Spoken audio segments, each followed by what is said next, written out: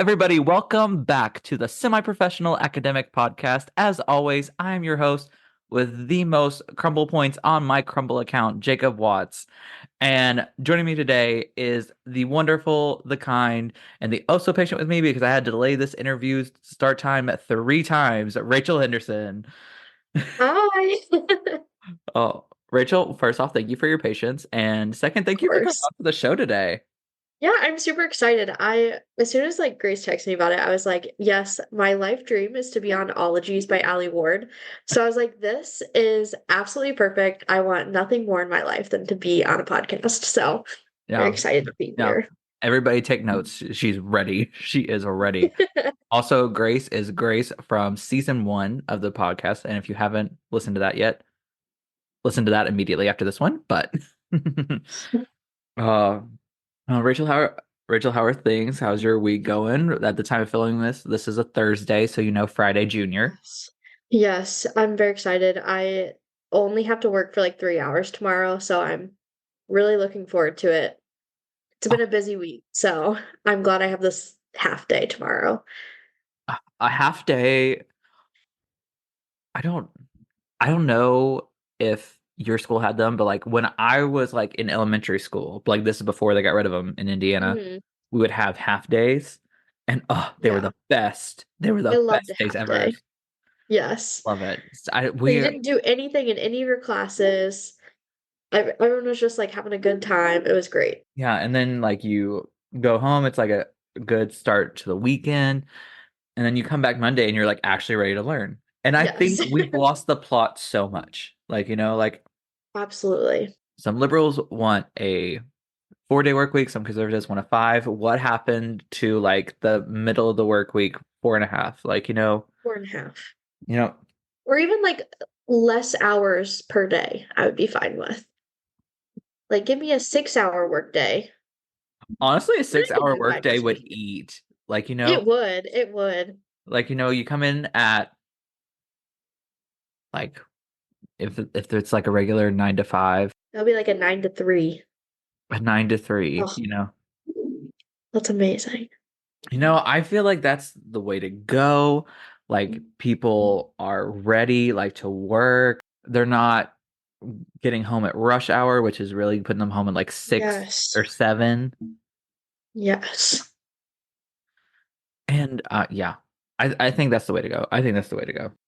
Rachel, besides coming through with like some great policies about corporate America work, would you mind introducing yourself a little bit to our audience and letting us know a little bit about you? Yeah, I like to call myself a psychologist in training. I have a bachelor's degree in psychology, and I'm working towards going to grad school for clinical psychology.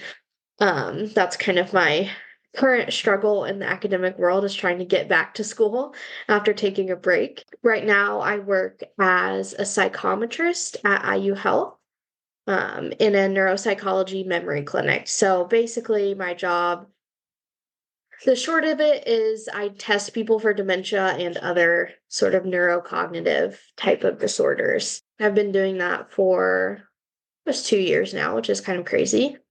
Graduated from my undergrad in 2022, so I've been working there ever since. Nice, nice. And where'd you say you went to undergrad again? I'm sorry, my brain might have just like shorted Okay, out there. I don't think I even said it. I went to Butler University. Oh, okay. Nice, Yeah. nice. And are you like from like the Indy area or? No, so I actually grew up in a small town in North Texas, and then both of my parents grew up in Indianapolis, and I knew that my mom, when I graduated high school, wanted to move back up here to be closer to her family. So I kind of followed her up here. I applied to schools in the Midwest so that I would be close to her when she moved up here. So I've been in Indiana for 6 years, I guess, at this point. But I spent the first 18 years of my life in Texas. So Yeah. Do you miss Texas? no, not really. Honestly, no. Not even hesitation, just no. No, I I miss some of the people from there. Like I still have a lot of family down there, so I miss, my nephews live down there, my sister. Um, so I do miss them, but I don't know if you can hear those dogs, but they're being very loud. Yeah. We are Um, joined today by two extra guests. two extra Uh, guests. yeah. Yeah. What kind of dogs are they, Rachel? Do you know? I'm terrible with They're dogs. they're Great Danes. Ah, Two uh, Great Danes. yeah. I heard Great Yeah. Danes are very vocal. I've only had cats Yes. and fish, so Yeah. Yeah. This is my first time ever like being around Great Danes. So they're like usually chill, but when they're not chill, it's like really loud. So yeah, no in between. Either they're chill or very loud. yeah. Yeah. Real, real. So if you hear any dog barking on this episode, that's why. Yeah. I apologize. Um, They don't listen to me very well, so I can't make them be quiet. you know, does any animal ever really listen? Really? That's true. That's very true. So I have a lot of questions, and we may jump back and forth between questions. Okay.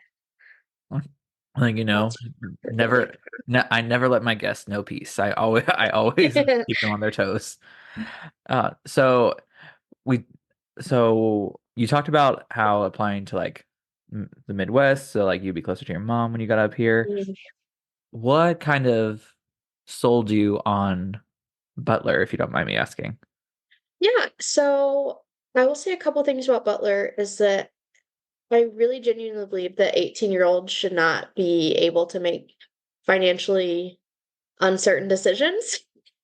Because I will say I was not thinking about money when I applied to Butler. Um, but I really liked the small class size. Um, it's a pretty small school for, I don't know how much of your audience will know Butler. There's only about 5,000 undergraduates total. Um, so our class sizes are very small. Most classes had less than 20 students in them, which was a big selling point for me. And as part of their psychology program, they have a really big undergraduate research program. So I started doing research as a sophomore and did it for 3 years as an undergrad.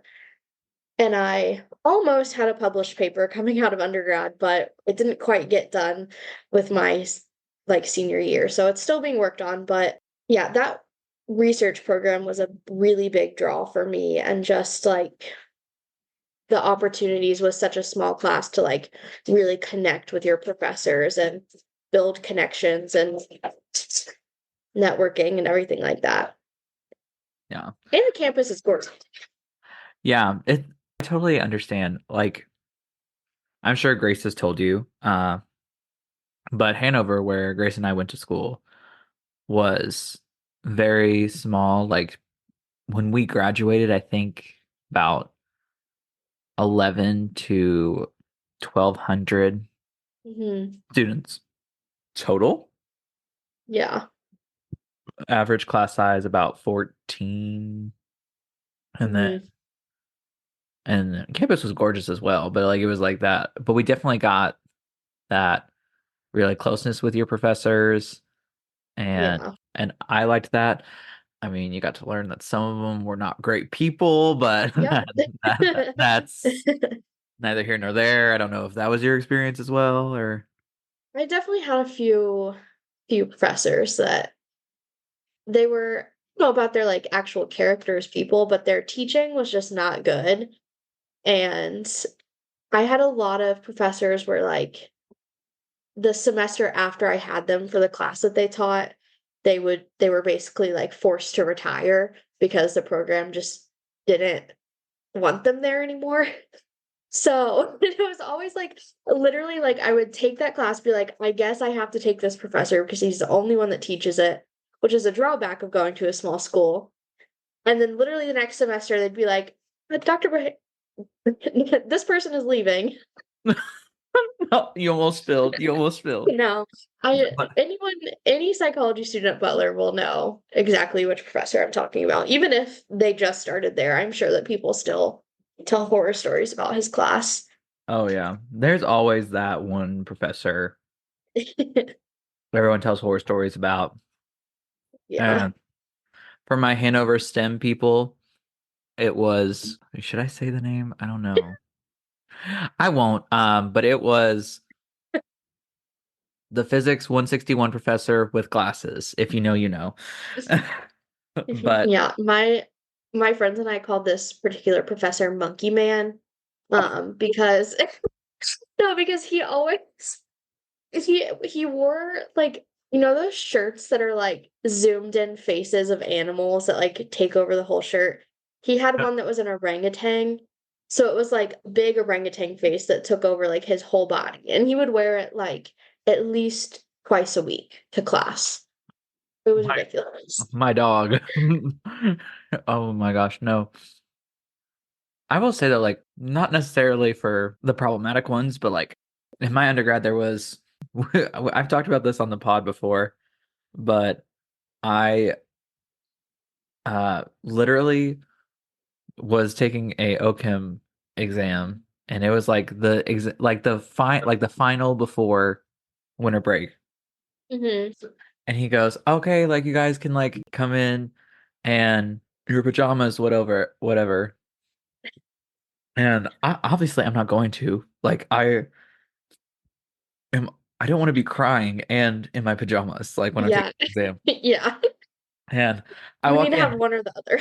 Yeah, I walk in and this man is wearing like a freaking like Cardinal like St. Louis Cardinals like pajama Hmm. pants and a shirt that says, "Oh, I forget what it was. It said. What did it say? It said something stupid. It it I think it was a shirt that said it's Miller time, if I'm remembering correctly. I think it said it's Oh my Miller. God. And I was like, I'm about to fail an exam from a guy in mismatching clothes and rocking fucking Miller time. Miller time. Like this is Oh my gosh. like this is Yeah. like this is really what I'm gonna do. This is really what's going on right now. So like I tell everyone like going to a small school for college is just like glee. It's just Yes. experience. Like my first year there, and I don't know if like Butler had like similar stories going on, but like my first year there like members of a certain extremist group uh identified by wearing white pointy hoods Mm. like was in the local town Oh and no. like advertising to students who like went into town to like come see them. And then in the same God. year, a professor threatened the president with violence. And Oh then my God.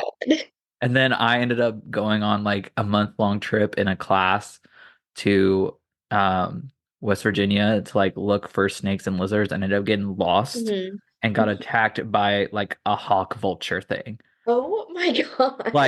Like this was all like that's not even That could everything. be a TV show. What? That could be a TV show for I sure. I know. I say all the time because my last name's Watts. I'd be like, "What's the tea with Jacob?" Like a reality show. Like it writes itself. It does. Absolutely. But no, just small school vibes.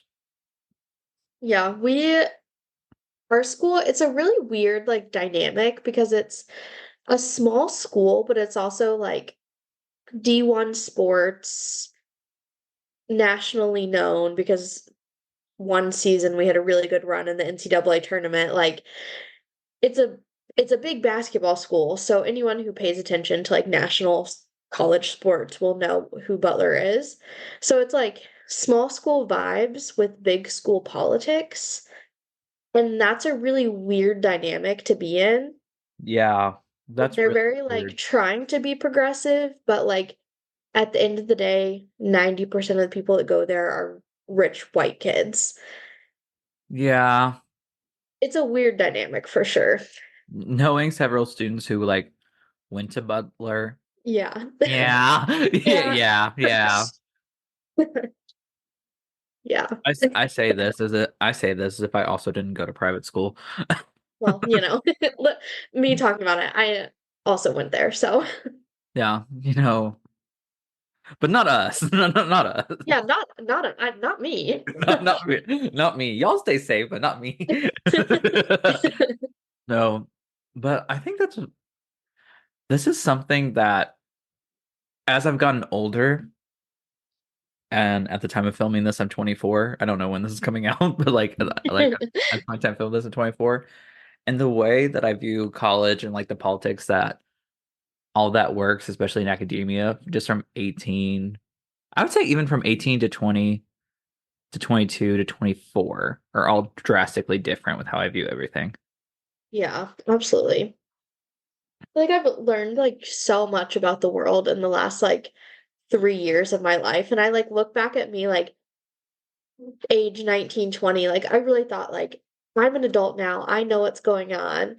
And then like COVID happened and then I had to graduate college and go into the real world. And now I'm like, oh, so this is what life is actually like. And these are the things that actually matter in the grand scheme of things. It's yeah. I feel like you just do so much growing in the like 22 to 24, 25 age. I think you hit the nail on the head with that. Like that's so true. And I think a lot of people don't realize because like not to sound like a baby or whatever, but I got my associate's degree when I was 18 and no, got it when I was 17 actually. Yeah, I got my associate's degree when I was 17. And then a lot of people that was in my high school that also got their associates Mm. before going to college tried to finish college in 2 years Yeah. and then just start out as juniors, then graduate as a senior, and then enter the workforce. And not gonna lie, the thought of that sounds terrifying. Yeah. And Honestly, like I don't know how people are like full adults with like families at age 20. There are so many people from my high school that I know who like, obviously like college isn't for everyone and like I totally respect the people that went right into the workforce, but I just feel like I know so many people that got married at 18, 19, started having kids at 20. And I'm just like, I absolutely cannot imagine me having a family and kids at that age. Like, I was still so immature. Like, I feel like I'm not even ready for that now. no, So it's like, I don't know if there's like just people grow up faster. I don't know, but I just cannot imagine no. living I, that life that young. I tell everyone all the time, I am a teenager in his mid 20s. Yeah. And like I'm also I'm also queer and neurodivergent, so I did not have like a real. This is gonna sound really depressing. I Yeah. don't mean it. I don't mean it to be. But as queer people, like as queer people who grow up in the closet and don't come out later in life, that's not Hmm. a real development time. Absolutely. I agree. Yeah. Yes. Yeah, we got a psychologist in training backing me up on In that. training. Approved. Approved, everybody. No, Proved. but no, like Yeah. I don't know. So Yeah, I absolutely agree. Like, I look back at like my like high school years and like everyone around me was like getting their first boyfriends, going on their first dates, having their first kiss. It happened for me until I was 22 years old. So like it does kind of feel like all of these like it's like a weird situation because it's like I'm mature now versus when I was when I was 16, but at the same time like I still have those little like first experiences and like my first times like being an adult, but also my first times being a kid at the same time. And it's a very weird dynamic for sure to have. yeah, I was reading about it once and they termed it delayed adolescence Mm. Hmm. because as gay people we get to choose our family. No kidding, not the RuPaul, not the RuPaul, but like as people who grow up queer, like, and I grew up in a very small conservative town. Yep. Same. Yeah, okay. I didn't want to I didn't want to assume, but like so having that kind of be the lay of the land and like kind of accepted as like the only way to be, Hmm. you kind of learn very quickly to adapt for I mean like I don't mean to sound dramatic, but like really survival, honestly. I mean, yeah, basically. And the thing like in my town is my graduating class had 93 people in it. Oh my gosh, mine had 90. Hey girl, hey. High five. Virtual Yeah. high fives. Yeah. Yeah, so like really small town, like rural Texas, there were more Baptist churches than there were grocery stores, you know? So Yeah. it's like, Five churches in my city, not a single Walmart. yeah, no, we had to drive like 20 minutes to get to the Walmart, Real 30 same. minutes to the Target. Same. 30 minutes to the movie theater. Yeah, yeah. Yeah, yeah, yeah. I see you. It's I such a see you. You weird, see me. yeah. It's a very like specific culture to be like closeted queer in that environment. But it's also like for me, it wasn't even like in the realm of possibilities for me to be queer. Like I didn't see like there were very few pieces of media that I was consuming that had queer women. So like I knew that like gay men existed, but like there was this weird moment in like high school where I was like, "Oh wait, like that's something that people do." Like there are actually gay women in the world. And the fact that that didn't happen for me until I was like 12, 13, 14, like is so crazy to think about, but it just really like it just was not something that was like presented to me as an option. Um and like I remember I think my first exposure to like queer women was I Kissed a Girl by Katy Perry. So real. So real. That Yeah, album is it's so, so real. that song and that whole album is so gay. Like, Yeah, no, it really like, is. like Katie's like, I'm making an album for the girls, gays, and theys, and it And ate. it's It so good. It's it so good. ate. No, like, don't get me wrong. Never had, I don't like pure pop perfection.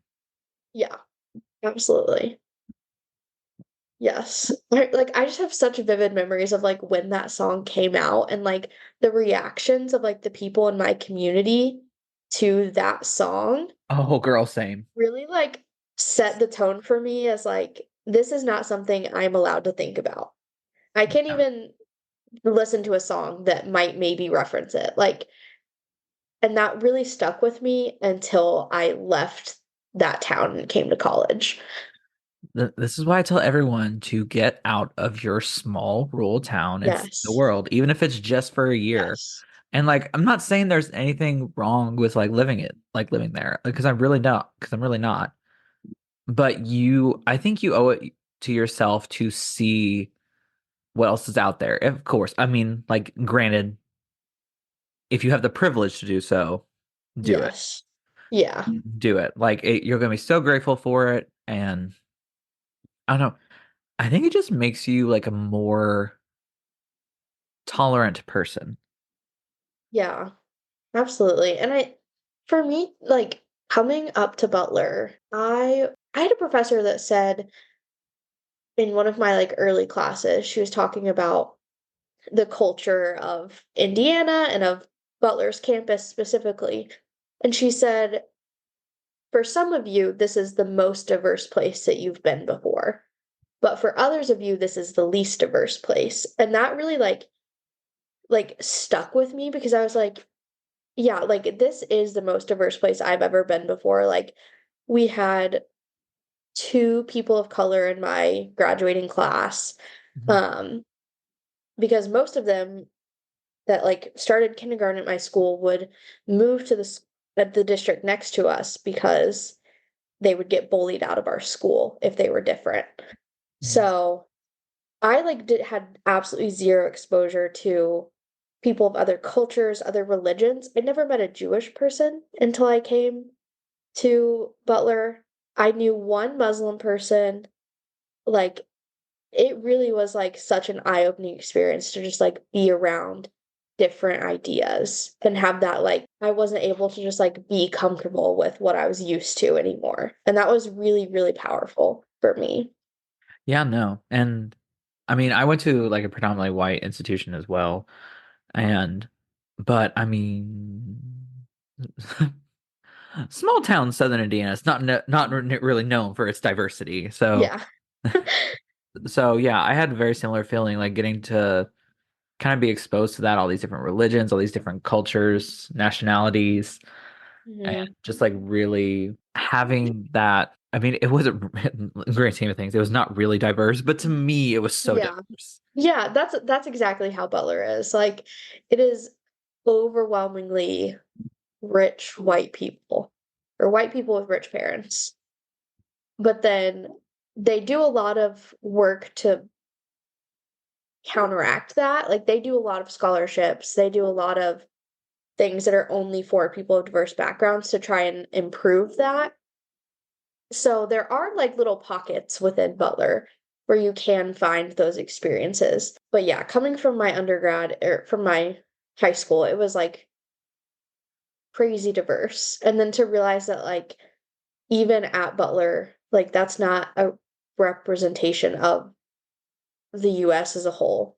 Like it is still so there's still so much more diversity that I haven't been exposed to even now. And I'm much more aware of that now than I was at 18. Yeah. And I think within academia and in life in general, having diverse people and perspectives is, in my opinion, the only way to truly advance anything. Yes, absolutely. And I mean, if this tells you why we need more people in the room, a Christian university, which I found this out on TikTok, and this is my favorite thing ever, and I'm going to be so upset if TikTok gets banned for multiple reasons, but one that's like this, the Christian University of Michigan, whose acronyms are CUM for short, made a sweatshirt with that and then Cardinals. So it read "Come Cardinals" as Oh merch. no. It is official, like that put out, like people bought it. And I'm like, this is Not a why. single person looked at that and said, "This is not a good idea." This is why you need more people in the room. And like not to be Oh that my guy. God. Not to be that guy, but like Christians aren't necessarily known for like thinking things all the way through. Very true. I can say that I grew up Christian slash Baptist, so like I can say Yeah, that. same. Literally Yeah. same. Wow. Oh my gosh, wow. Same energy, different Yeah, forms. literally, literally. Um, so yeah, so avoid the cum cardinals and be diverse. Be diverse. Yeah, that makes me think about when you're talking about like how we need more people in the academic fields to make sure that things like that don't happen. And that's obviously like a funny like joke, like come Cardinals, that's funny, but in like my field specifically in neuropsychology, which is what I want to do eventually, um, there was just a big study done in 2020 was like 4 years ago now, but it started in Ew, ew, 2020. ew, I don't I know, like I that. hated that. I Why'd like you looked down at the clock and I was like, oh, how was that 4 years ago? I Um, Oh my God. Wow. You just, you know what, Rachel? Not everything needs to be said. Like, oh my God. Like that was ow. That was painful. That was really it painful. hurt me. It hurt me to say as well. It should have. That was rude. I'm Because kidding. it's like I was thinking, like I guess it was not that recent of a study, like in the grand scheme of things. Like I feel Isn't like that the 5 years is worst? still recent. Isn't that the worst? Yeah, Like a great fucking study can come along. And then for those of you who are not familiar with the academic publishing process, it can take months, if not years, before a paper is like submitted and accepted and published to the public. yeah, And so you spend all this time getting this paper, and then like 2 years go by, and then it's deemed like an old study. yeah. Like it's it's so crazy to me. Like the shelf life of a new academic paper Yeah. Like, don't ages you like dare milk. cite something that was 5 years ago. Absolutely not. That's how my professors were. They're like, unless it's a classic, like cited by unless you're citing Freud himself, that paper better have been published in the last 5 years. Yeah, that's the thing I don't understand. To be like, you realize the only reason why these papers have become classic is that they got cited more Yeah. than during that 5 year window, which it gives gatekeeping. Yes. Yeah. Yeah, it Yeah. does. Yeah. Now that I we opened the field to like diverse and now we have to limit it to like this old white man whose papers were Yeah, like one figure. yeah. Hmm. And horribly unethical, I'm sure. Uh, Whatever paper it is. I'm just gonna say it like old white men are not known to be ethical. No, absolutely not. Especially not in psychology. Yeah. There's a Name lot one. of shit Name going on one in there. quickly. Name one quickly off the top of your head. Go. Uh, mm, Time's up. yeah, yeah, Yeah. exactly. Yeah. Do better, everybody. Like, that's the thing. Like, I think, of course, I understand why you would want the most recent papers to be cited, is Hmm. so that you are up to date as much as you can on in your field. And I definitely feel like you should. I definitely feel like you should include the newest studies as possible. However, if you're working like on a niche area, Yes. you're like, for example, like my lab, we work on sawflies. We're like very few labs work on the exact species of sawflies that we do like regularly. Hmm. So like it's not like we can type in da da da da and find like 100 papers that have been cited Yeah. that have been published that year. So I don't know. Like I have my own beast with that, and it gives gatekeeping. It gives Yeah. I feel like with the age of the internet and like with the like I don't know, not virtual, like e-journals and things like that, where like things are being published only online, there's just so many works that are being published because there's more avenues now, which is great. Like that's a good thing. But then you go and put limits on what is considered like something that's good to use in a class or in a, whatever. And I feel like it causes those like really good articles to get lost in just the amount of them. Like it's so hard to find what you're looking for in general. yeah. And I think the more like walls we put around like what we're looking for, we're probably missing some really great articles that could and should be cited in our works.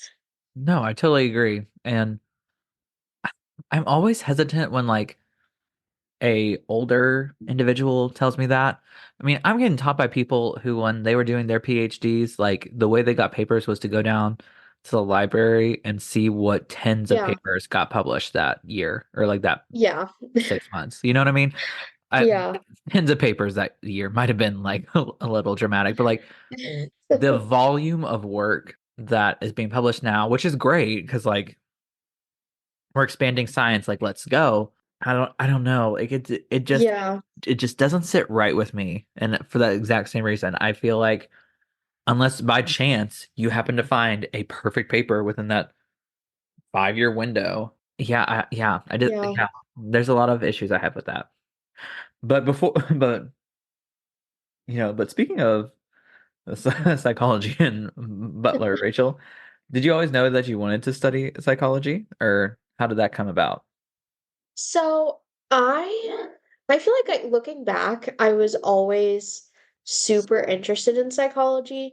Like I remember watching there was like a documentary on this like child with schizophrenia, which has been like nowadays it's like you wouldn't expect a 7-year-old to be diagnosed with schizophrenia and like the fact that there's a lot of controversy around that particular case and like the publicity of it.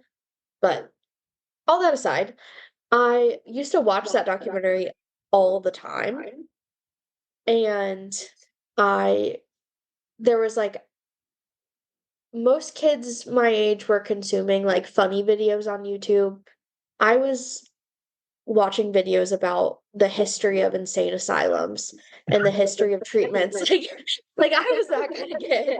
So The history of insane asylums. That's crazy. yeah. That I love that though, but that's crazy. Yeah. So like just imagine like a 12-year-old kid, my first ever personal laptop, that I can have in my room and watch YouTube at night, whatever. Um, and all the things that I could do on that laptop.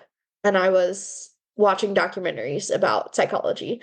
So I've known for a really long time that's the path I wanted to go down. I did have a little stint in middle school where I wanted to be a biomedical engineer. And then I took algebra 1, and then I was like, that's a lot of math that's going to be in that field. And I did not enjoy that class. So let's not do that and let's rethink things. Math's not real. One thing is I really like math, but like not I can't do that as a career. Like Ugh, no. no, no, Rachel, math is not real because how do you prove math is real? You have to accept math is real in order to prove math is real. Yeah. No, I don't get that. And I don't no. like to think about those things. It breaks my brain. If your brain stay broken, it don't gotta get broken. That's true, I guess. Yeah. Same if you stay depressed, you ain't gonna get depressed. No, I'm kidding. No, I'm kidding. I'm kidding. I'm kidding. I'm kidding. Don't actually do that. Do Go to therapy. Get yeah, medication. It everybody helps. everybody should go to therapy. I love going to I therapy. agree. Oh, I talked about this on the show. I graduated from therapy, so like I can do no wrong. Oh, Yeah, my therapist told me like I don't think you need me anymore. I think you got this. Like, amazing. and I was I just can like, only dream. and I was just like, thanks. Thanks, bestie. It's like this, dude. No, it got to the point to where like at my end of my sessions, I'd be like, "Oh, you'll never believe what this person did," because I would just like fully be telling my therapist like everybody's Yeah. business. And I went in there because like it was like during like just all about me this little moment. I went in there because I was really depressed. Like I just started grad school. Grad school is depressing. Mm. Happens, and I was worried that I was worried like I was a bad person. Yeah, So I was absolutely. so I was like, let's get to like the core of like why I think this way. Let's analyze some behavior. Let's get some help to like how to like fix that so I don't feel like this. Hmm. And then my therapist was like, actually, I don't think you did anything wrong. I think you just got gaslit like into this. And I was just like, I knew it. I knew it. I knew I was never Knew the it wasn't problem. me. I knew I I was knew there never was the a problem, and it was not me. It was it was you. it was not me. This was oh, it was so gratifying. I literally went on at that point in time, I was really active on TikTok Live and Hmm. and I was like live TikTok from after my therapy session. And I got on there, I said, I just want you all to know I just went to my counselor Rachel and she said all of y'all was the problem, but not me. Like, so think about that. Think about that. Yeah, such a firm believer that everyone benefits from therapy. And it's like I tell my friends and like my family all the time, like even if like you think things are fine for you, like you have no idea how not fine they are until someone tells you and is able to like reflect back with you about like what's going on. And that's what was like a big help for me in therapy. It was just like my mindset about my past going into therapy was like, well, some things were bad, but like overall, like I'm fine. Like things are fine. People have it way worse. Like it's fine. So then Yeah. my first therapy appointment, and she was like, I can't imagine going through all of that at such a young age. I was like, oh, what do you mean? Does everyone not go through that at age 7? Like, what do you mean? That's so that's so real. No, because like I grew up because like as we were talking about, like I grew up in the church and it was made very clear by the people of the church that homosexuality was a sin. And Mhm. they said this as they cheated on their spouse, but whatever. So Mood. so and then I was like thinking and they were like showed scenes like gays are sinners and sinners are gonna burn in hell and all that thing. And Mm-hmm. like at 7 years old, I became aware it's like, yeah, like I can never be happy and that's gonna be okay because then like I won't burn in hell. And then like I told my therapist Yeah. that and I was just like, and then I was laughing, be like, that's so funny. And then she was like, Yeah. she's like, you realize like that's not normal, right? And I was just like, what do you mean? Like, What do you mean? how does anyone else build a personality at that age? Like, No, exactly.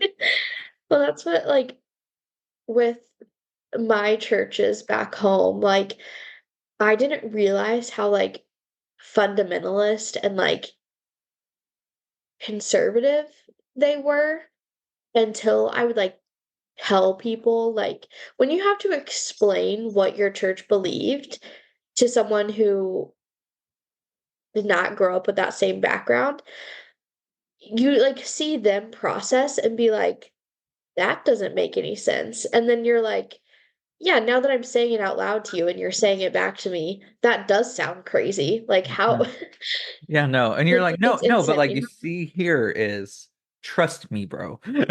Yeah, but trust me, like th there are three people, but they're all one person, but they're distinct and they don't share memories, but they also do because they're all omniscient and out of time.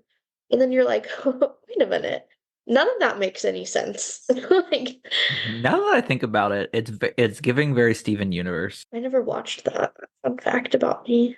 Oh, you should. I think you'd love it. I didn't watch most things, and it's not even like I didn't live in a household where like I wasn't allowed to watch things. It's just that, as discussed earlier, I was watching educational things even when I had options not to. Yeah. Most of my childhood, I chose to watch How It's Made, Unwrapped, and Good Eats. Those were my Wait, favorite shows as a kid. wait, Unwrapped like on the Food Network? Yeah. I loved that show. Yes, it was just so good. I loved his voice was so satisfying. And Mhm. it would be like Unwrapped and Good Eats back to back on the Yeah. Food Network at night while I was falling asleep, and it was just like the most perfect time for me. Yeah. Robert Irvine from Dinner Impossible on the Food Network was my gay awakening. Hmm, that makes sense. Good times. Yeah. So, Rachel, we are studying psychology, and you mentioned it before that they had a great research program. And Hmm. did you join that with the intent of like getting research in a specific area, or were you just wanting to like experience any kind of research? Yeah, so I was super lucky that one of my professors at Butler worked as a clinical neuropsychologist before moving into the academia world. So she was like had a practice. She worked at the Rehab Hospital of Indiana, like was doing very clinical stuff before moving into being a professor. And so all of her research was mostly focused in the neuropsych realm, which I knew coming into undergrad at that point, I knew that's what I wanted to do. But I also just knew that I wanted to experience research. And going into my freshman year, I really thought that research is what I wanted to do. Like post grad school, I wanted to be a professor and do research, and that's what I wanted to do. I've since kind of shifted that because I didn't like stats as much as I thought I would, and the thought of dealing with that for the rest of my life Who sounded not does? very Who likes stats? Who likes doing stats? No one. You're lying. You're lying if you yeah, do. I very true. you're lying if you do. People that choose to be like statisticians, like you go to grad school for biostats, I'm sorry, I'm judging you just a little bit. Like just a little bit.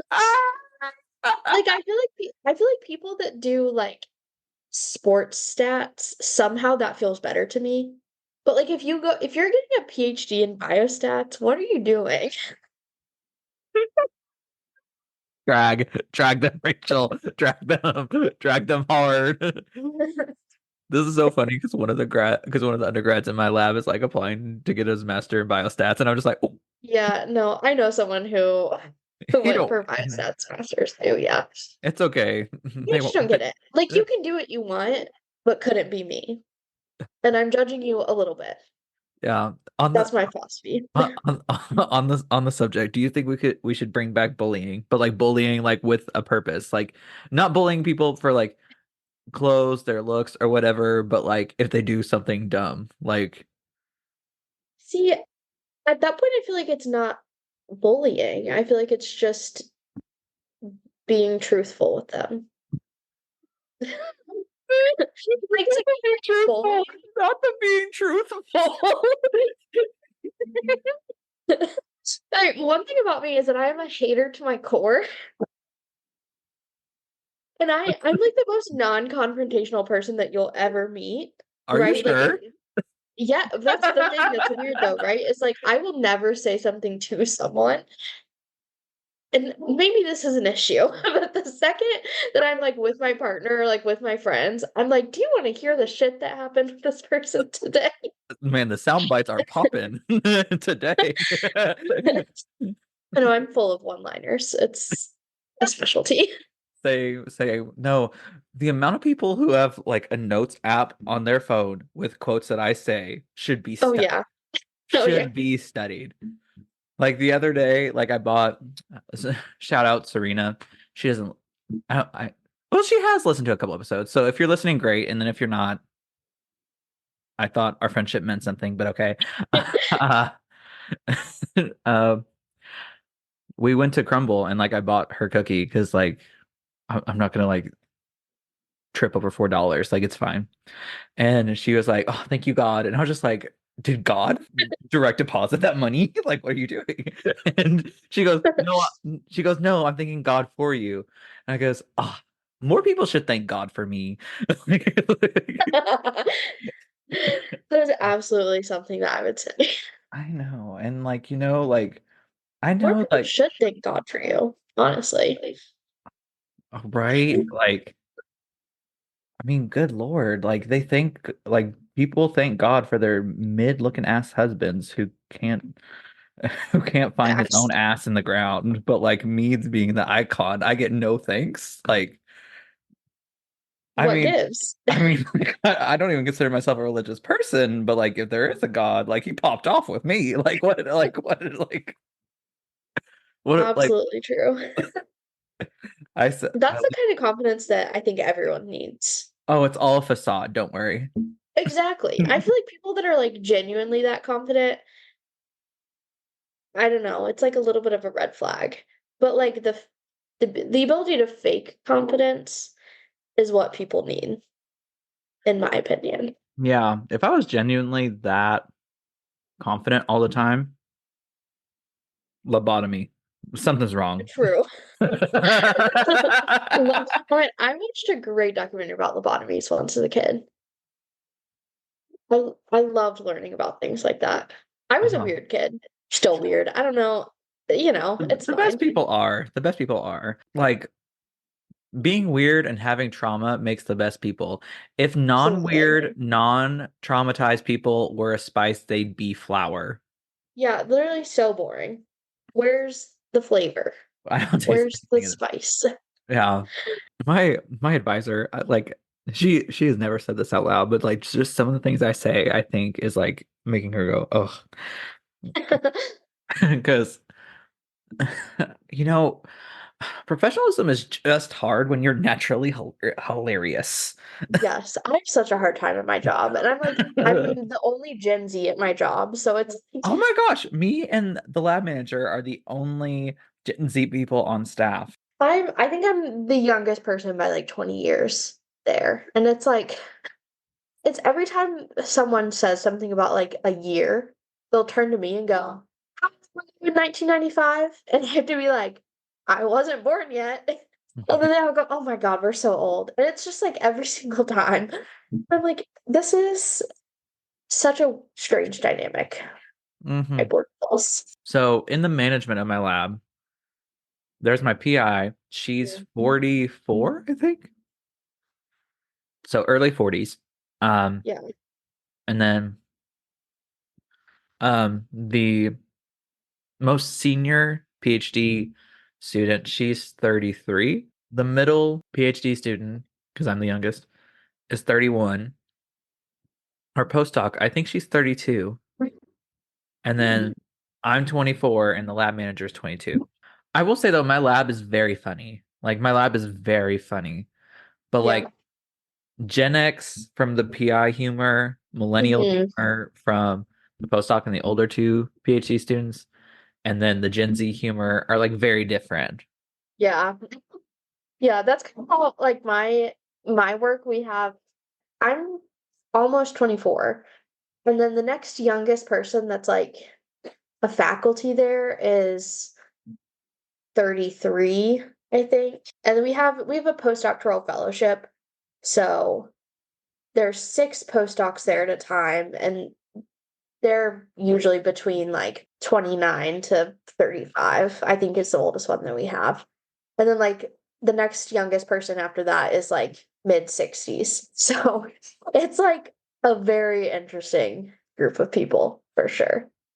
It's a very weird dynamic. Yeah. Gen Z humor, I think, is just so funny because, granted, I'm biased because I am Gen Z, but True. I love the fact that, like the other day, I I called a professor and I was like, he has the personality of an unbaked saltine cracker. And my I feel advisor, like it's my advisor just goes, like, "Jacob, you can't say that." but it's not bullying if it's true. It's That's being truthful, Catherine. I thought as a scientist I was supposed to report true results. yeah, that's my humor. I feel like the Gen Z humor is so unique because of the amount of social media that we grew up with. But like in a different way than like the Gen Alphas grow up with social media. I feel like we had this weird like transitional period where we were like early users on Facebook, early users on Twitter, Instagram, and now like we've grown with those platforms into what they are now. Mhm. And I think that that like little bubble of people really just like we're so interconnected that like I feel like the memes and jokes that we have now have just gone through so many layers of transformation that it's like for people outside of that bubble, it's like nonsense to them. But like Oh if yeah, you're in that group, you know exactly what someone's saying when they, make a specific reference. yeah. Like I love Vine. I miss Vine so much. I miss mine too. Like, look at all those chickens. Like, My gosh. I quote, I smell like beef literally all the time to everyone. I smell like I smell beef. like beef. Or from the same girl, the it's fucking bats. I love Halloween. I say that all the time. Anytime anything happens, I'm like, it's freaking bats. I love Halloween.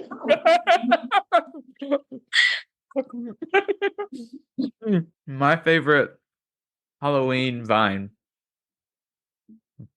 was this kid who like drew a picture for like for school or whatever, and goes, Mhm. "I had a great time when I was chick a crit. I had lots of imoca on my face." Like, oh, Hurricane Tortilla. Oh, Oh, horror painter. Okay. does that oh lizard? You dumb bitch. That's a Cremota dragon.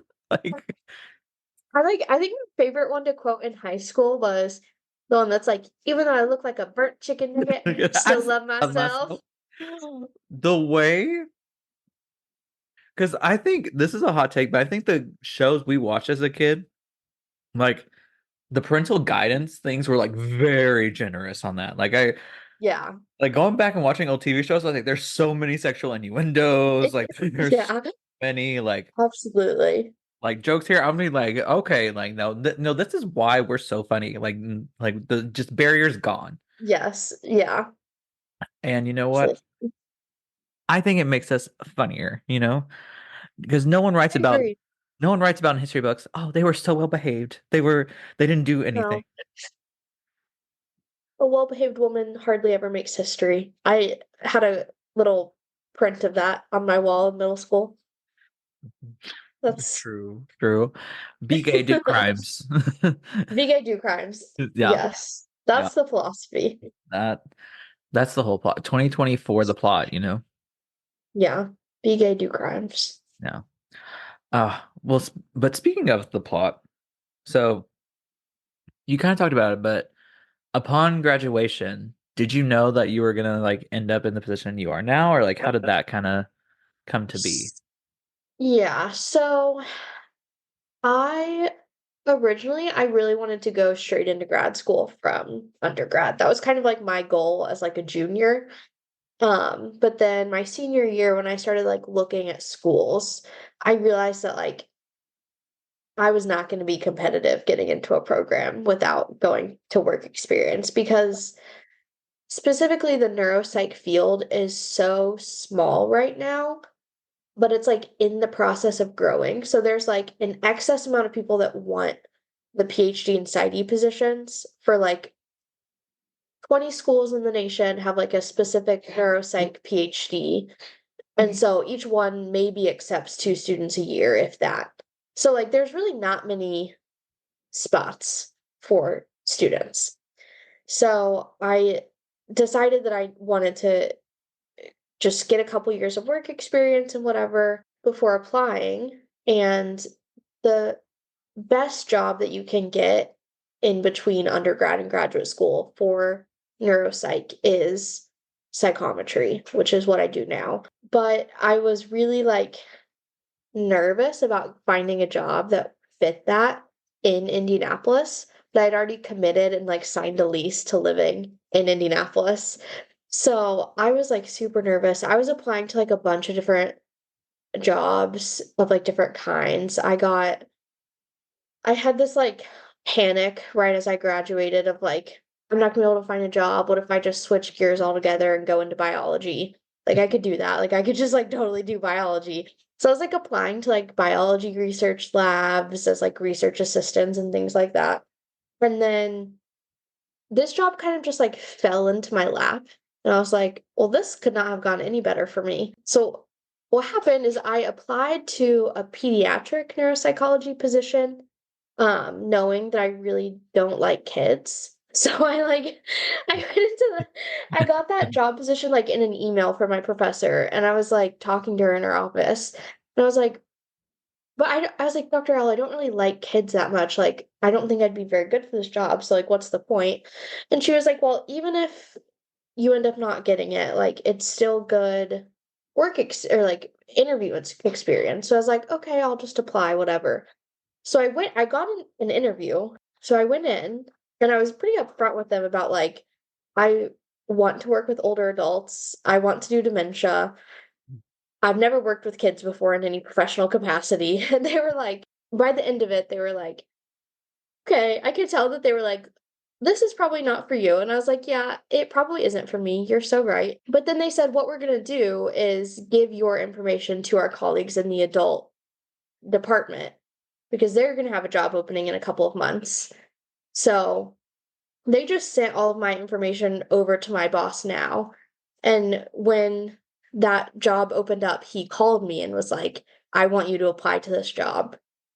So it was kind of like a perfect set of things that just like worked out really well. You really must have impressed those people to like fully come in and be like, this is not what I want to do, but this is what I like want to. I mean, obviously a lot better than I'm making it sound.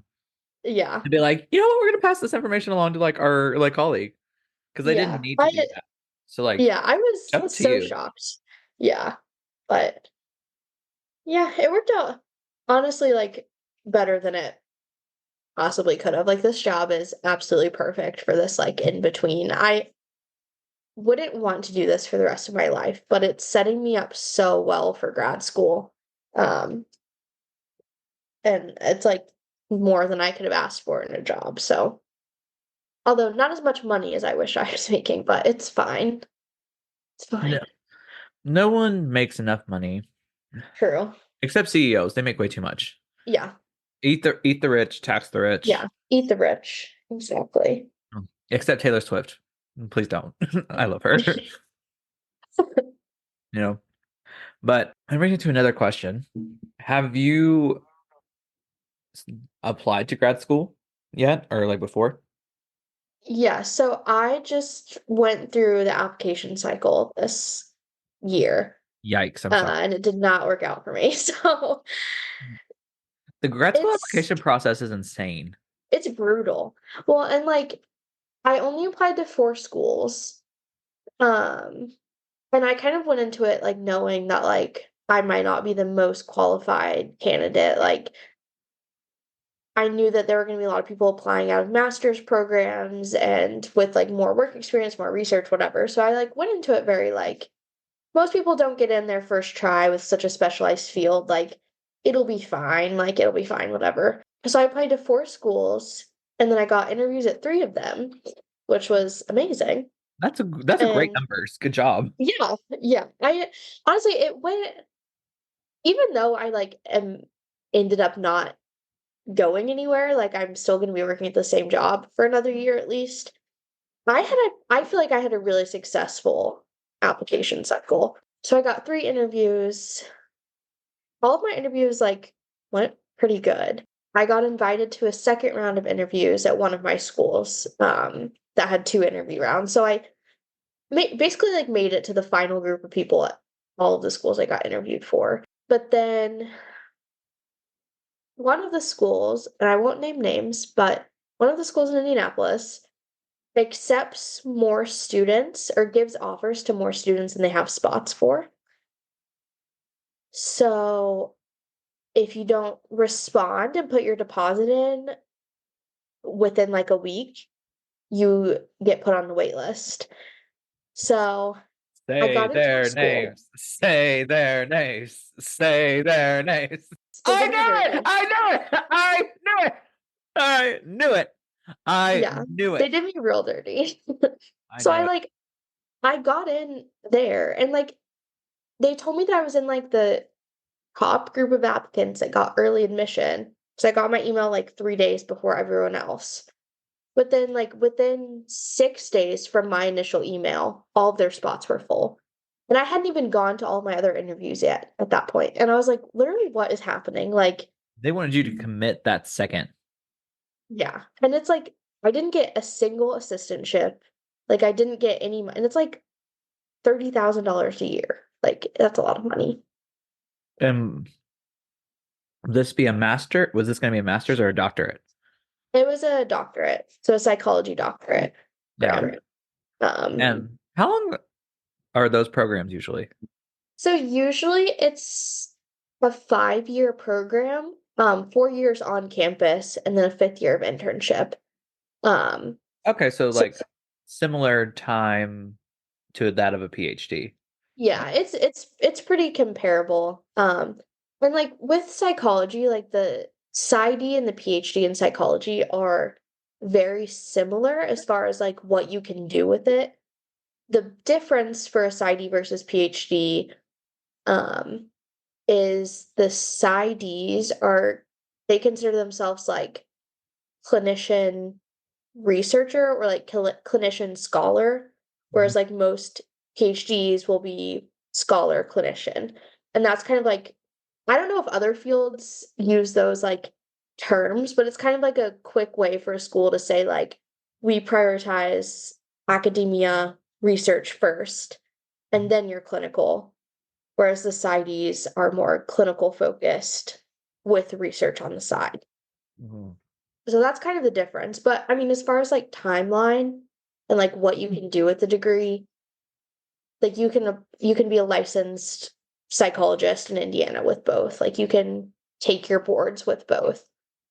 Um, so they're really the big difference is just how much research they do. And I think because of that, there's less variability in the amount of time it takes to complete a PsyD because the dissertation is much smaller and much say more basic, but Like not as streamlined? extensive.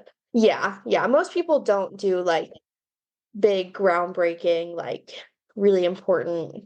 I mean, like all research is important, but most people are just kind of like let me get some survey responses, let me analyze this data Not the and like survey get it done. responses. Like that's how most like PsyD dissertations are. Like it's very like get it done as quick as possible. Take Whereas this I feel like time. Take this yeah. time to complete this survey, monkey. Yeah, literally. Um, yeah, so most PsyD programs are 5 years. And then for me, I want to do neuropsychology specifically. So to sit for neuropsychology boards, you have to do a 2-year postdoc. So all in all, it'll be like 7 years of like school. Like I consider postdoc still school, but I don't know. Um, so 7 years from getting into grad school to being a licensed psychologist. Mhm. So yeah. Cool. So were all of the programs you applied to PsyDs, or was there some PhDs there? Or Yeah, so I was initially looking at both and then ended up applying just to PsyDs, which I think was a mistake. Because I think that and I didn't realize this until I was going through the interview process and like talking with faculty about dissertation and things like that. I didn't realize how much I really wanted to do research for like my grad school. Obviously, it's required either way, but I was just finding that the PsyD programs just like it seemed like the research idea I had was more involved than most of their research was. Um, but I ended up applying to only PsyDs, and the main reason that I ended up doing it that way was really just because there's like less steps in applying to a PsyD. So like most PhDs, like you have to like reach out to the faculty and like talk with them before like even submitting your like if you don't do that, you're basically not going to get in, that kind of thing. It's not like that with IDs. Like you just send in your applications and like that's it. So the reason that I decided to do PsyDs was so that I didn't have to do that extra step, which like it's like not that big of a deal. And like I really wish like I'm kind of like kicking myself now that I didn't just like go ahead and do that because there are just more options and there's more funding for PhD programs. Yeah, so it was we all PsyDs, but we love a funded PhD. Woo. yes. Yeah, and that was like so one of the schools that I applied to essentially fully funds their students, which was Love, insane. love. Yeah. Indiana State. I really wanted to go there. I got waitlisted, so it's fine. But yeah, I think that next year or whenever I decide to apply again, I can't decide if I'm going to wait another year or not. I'll probably apply to mainly PhD programs. So, yeah, I feel like even though I didn't end up matching to a school perfectly, I learned so much about the type of school that I want to go to and like so much about myself as a student and clinician through this application process that I feel like I'm way more prepared for this next cycle than I was this time. So, That's honestly so. I mean, obviously, like you would love to get in on your first try. Like yeah. anyone who says otherwise is lying. But Yeah. the fact that like you're able to look at it now, realize, oh, like I actually like want to do more research, and Hmm. you know that now. Honestly, that might be such a good thing. Plus, also, like I'm not gonna pretend like I'm an expert in academia by any means, but I feel like there's a lot more opportunity for funding with PhDs. Yes, Granted, absolutely there are. so who knows? Maybe, that's I don't know. Like I know like that's annoying to think about, but like I think I don't know. Also, like 30,000 a year to go uh, to go to a school. Yeah. So like it's not like you'd be able to focus on that or like even like TA your way through it. Like you'd have to work Yeah. while And go that's while the doing thing. PT. That's the thing too about all of these schools. They're all like, we really encourage you not to work. Like it's like don't do that to yourself. Like it's not a good idea. And I was just sitting there like, how do you expect people to come into this field and like there's so much emphasis on like trying to get diverse backgrounds into the field. But I'm like, how are you going to do that and not offer scholarships, not That part. offer funding, not offer even like an assistantship to every student? How is that going to work? And that's what I think frustrated me so much about the situation with like the pressure to commit to UND was like, you're pressuring me to commit to $150,000 of debt in a week. Like, you're only giving me 6 days to think about that. Like, that's a big decision. And that pressure, I just really like the more that I thought about it, like after the fact, like after I got over the emotions of like not being able to go to grad school, that whole situation, like looking back, I'm like, that's just so messed up to do to a student. Like that pressure when the stakes are that high for you, like I was just the whole situation. I was like, I kind of feel like I maybe dodged a bullet with not going there. I think you did too. And I don't know, this is a hot take. I feel like for jobs that are literally responsible for the betterment of society, it's causing way too high of a debt for people to Yes. get the credentials to do them. Yeah, absolutely. And like there there are like loan repayment systems for that. Like with like a PsyD, if I worked at as a psychologist at like the VA or at a nonprofit hospital, after 10 years of working there, I could get my loans forgiven. But then even that's not a guarantee because there's so much like bureaucracy, I guess is the word, behind filling out those forms. And like you have to wait until you've worked for 10 years, but then it might take 5 years for your application to be processed. And you have to be paying on your loans that whole time. And it's just the whole situation is messed up, in my opinion. No, agreed. And I mean, you saw it, and not to get political on here, but we couldn't forgive like $10,000 of student loan debt, to everybody. Yeah, But the USA can donate millions and millions of dollars to Israel. yeah, literally. Like the amount of Like, money, what are we doing? the amount of money they've given to Israel could have fixed homelessness and the student loan crisis Yeah, in the US.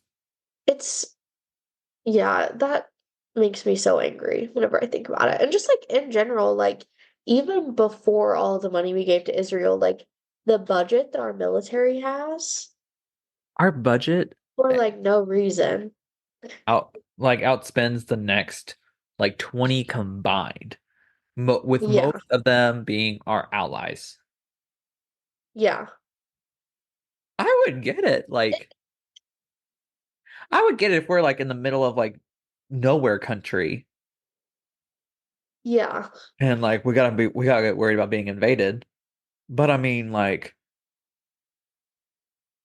what are we doing? Like, like we have military outposts in so many countries. Literally for what? Like, I have a friend from high school who went into the army and she was stationed in Italy. Like, why do we have a military base on Italy? Like, literally why? It but just does not make how sense. does one get that set assignment just out of curiosity? I don't know. It's like so the whole like assignment situation with the army is like weird and messed up. But No, but yeah, she's being stationed in Italy, low key, yeah, honestly, like seemed like a good time. And like like every now and then she would have to like go. She was like a paratrooper medic, something like that. So they would go and do like jumps where they would like jump out of an airplane, but like not into war or anything, just like to do it for practice. And then they'd go back to base. And then she would go, to France for the weekend. And I'm like, what is this life? Like literally what? Yeah, what's happening? No, I would want to join the military, but I'd only want to be like a commentator. Like on like can you imagine like on the sidelines be like, "Oh, Jimmy just dropped out of the airplane with a star formation."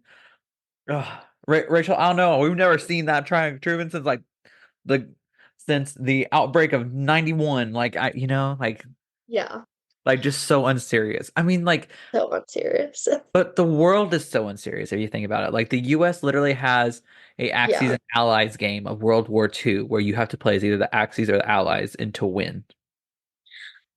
that's so much.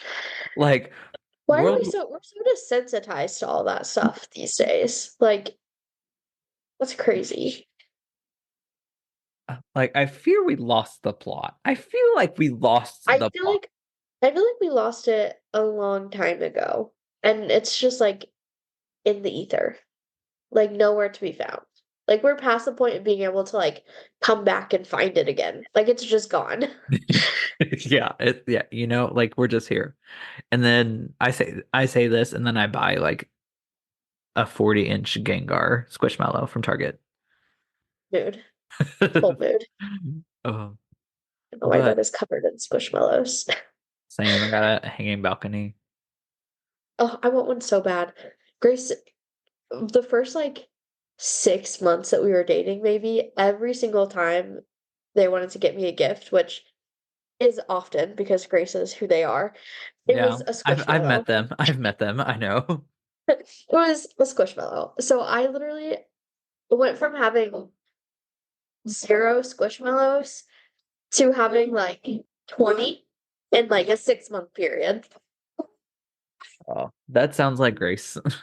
But no, it's hard to be a Gen Z in academia under this Yeah. inflation, under impending war, while all this stuff's going on, and still be hilarious. But we got to do it.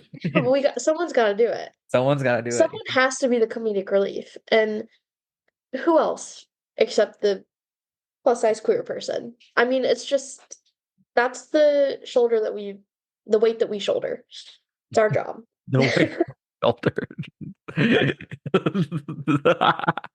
Like, don't get me wrong. I'm able to do. Like, I'm very lucky that like I am a plus size person, but I'm still able to do a lot of things. Like I'm never worried Yeah. about doing anything, and I'm very grateful that I have that privilege. Yeah. Me But too. like I feel like the universe had to nerf me like just a little bit. You know what I mean? Like Yeah. if Yeah. I was this funny and this not ugly, uh this smart and this likable, and I didn't have to worry about actually like looking good and like something I just pick up Uh-huh. off the rack or like from a Goodwill. Oh, it'd be over. Yeah, it'd It'd be be so over. it'd be so over. And I don't get me wrong, I love a good thrift, but I hate when I go thrifting with my skinny friends because Me too. they can just pick up like Yes. the tiniest bit of fabric and be like, it's a little big, but I'll make it work. Like, and I was like, Yeah, no, literally, that's how my best friend from high school, we used to like go thrifting a lot because we were poor. Um, yeah. and she literally like up until like we graduated wore like size 00 in jeans. Maybe not, but like she was little. And we would like go thrifting and I would be like just standing there while she went through the entire like small rack. And then I'm like, well, the two X's are over here and there's like five things. So I've already looked. Whatever. It's No, rough. no, literally. I went thrifting with one of my friends here, and homie about squeezed into a youth extra large at I 28. I don't think I've worn a youth extra large since I was like 9. Like insane. No, I had a size 11 foot as a child, like as like a 9-year old. And Oh gosh. I'm so upset about that because I already had to wear like the bigger clothes. Yeah. And then I couldn't even get like the cool sneakers like the light bright Skechers that like lit Oh up. yeah. I had so many of those. Yeah, when those came out, my feet were too big for them. Oh, that's so sad. I know. Yeah. I Like have really tiny feet, so I can't relate, but oh. I can't relate. Sorry, I said it the first time. I was like, that sounded so snotty, so I know I have to make a joke about it. No, and then I was like, and then my dad, like, I was really upset and like I was crying. Cause like, when you're 7 or like 8, 9, you just want to Yeah. like wear like the cool shoes that all your friends have, and you can't because your big ass foot literally can't fit into anything. And God bless my mom. She drove like all around everywhere looking for like a size that had them, like Oh, queen. yeah. And my dad was like, it's okay. It just means like you're gonna be really tall and everything. I grew up to be 5'10". I grew up Yeah. I grew up to be 5'10". I've got bigger feet than some of these guys who ended up being 6'4". Yeah. And I'm just like, what was I made for? No, Like, literally, I remember like my pediatrician as a kid, like, was always telling my mom, like, oh, she's gonna be the tallest in the family. Like, she's already so tall. But when I tell you I stopped growing in seventh grade, I have been 5'2" since I was like 12. And it's just so ridiculous to me because I was literally like sixth grade, one of the tallest girls in my class.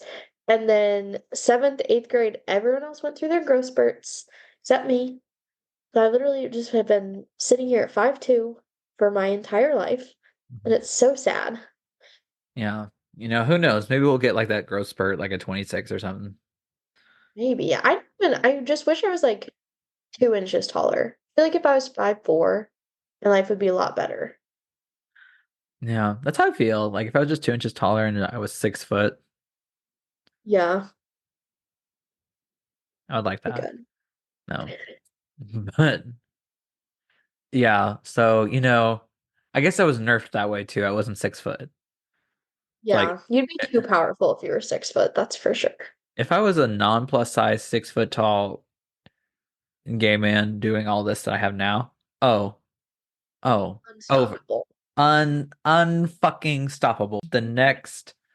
Like, the next Oprah Winfrey, like really, like honestly, we we'd forget the OWN network. It'd be the Just Jacob network. Like, no, but no, I'm just kidding. Don't drag me, Oprah. No. Our Ozempic queen. That's no shade. She said publicly she's on it. Okay. Yeah. She said that she was on it. She was like just straight up like, yeah, I'm on it. Like it was weight loss drug. Queen Queen is honest. Queen's honest. Yeah, That's I no love the shade. honesty. Yeah. Uh but speaking of honesty, and that's such a harsh way to go about it, man. Well, speaking of honesty, like it just makes it sound like I'm setting up for a read. Like Speaking of honesty, here's all the things that you've done wrong this whole Zoom. Imagine. This was just a whole setup for Grace to do an intervention through someone else. Honestly, like that'd be so iconic. But in all honesty, this is why all the reasons you are a flop. Imagine. No, oh my gosh. Oh, what was said the other day? What was said the other day? I'm trying to think of like what exactly happened. But oh yeah. So some of my friends recently got engaged. Shout out to Abby and Alex. If you know, you know. You. Congratulations. Congrats. I don't know you, but congrats. Um, and my friend Connor, love you too, Connor, but she has said numerous times that I have a big mouth. And Uh-huh. she kind of hinted that like she was surprised that like I kept it a secret. And like I was telling undergrad, Lexi. Also, shout out Lexi. Lexi doesn't watch the show. I don't know why I'm shouting her out, but on the off chance she does, shout out. Um, I was telling her, I was like, I'm just like really upset when people think like I can't keep a secret. Like I talk to like I know I talk to everyone. She goes, I mean, yeah, you're a yapper for sure. And I was like, The phrasing of that, I can I was just like, Queen, absolutely read you. yeah. And I was just like, Queen, I thought we were friends. Like, why would you come up in here and disrespect me like this out of nowhere? And I go, but like I keep like the real shit like on lock. She goes, oh yeah, no, like I totally see that. Yeah. Um, and I was That's just, how I am too. Like, I will tell my best friends, like, literally everything unless it matters. yeah, Like, if it's something that, like, genuinely, like, I'm supposed to keep a secret, like, I am really good about that. But, like, anything else that, like, just happens, I'm just constantly telling everyone. no, same. I didn't sign an NDA. Exactly. Yeah, It's not hurting anyone if I tell them this funny thing that you did. Oops, sorry. yeah, no. I one time had like someone upset and write me about something that I said on my show, and Huh. keep in mind I did not name them. I really did not name them, but like I gave hints, like if you know them, like you know exactly who it was. Yeah. And they go like, I'm really upset that like you did these on there. And I was just like, well, like if you're really upset, you just should not do those things. Like, Yeah, literally. a novel concept. No. Oh my gosh. This week, I roasted some of my students, and I'm just like, we're just chit-chatting around random shit now. This is great. This is super professional. Um, but I uh they had to like get in groups and they're like, how are we gonna know like whose groups are in who? And I was like, well, there's this novel thing called talking. So and no one laughed. And I was just like, that was funny. Wow, tough crowd. I know. Y'all get F's for not laughing. F is for find a personality, a sense of humor.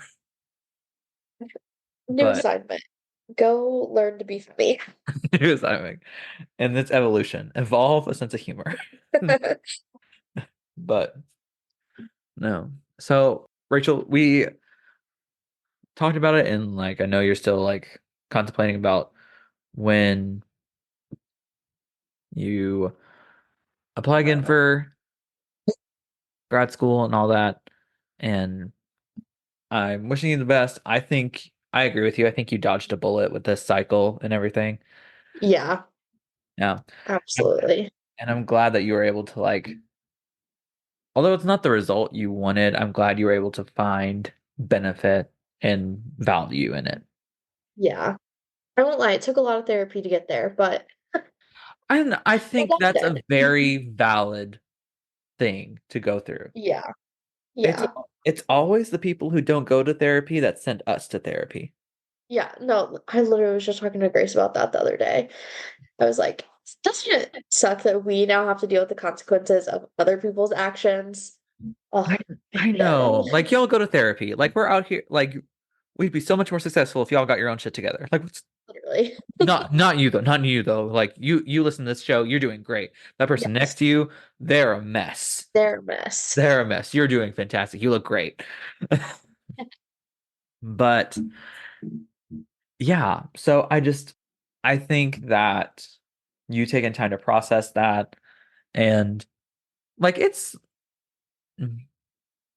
disappointing and it's like heartbreaking. Like, and I think that's a very valid response to have. Yeah, And the way that you were able to process that and like still move forward and get benefit from that, I think that's going to be super helpful for you down the road. yeah.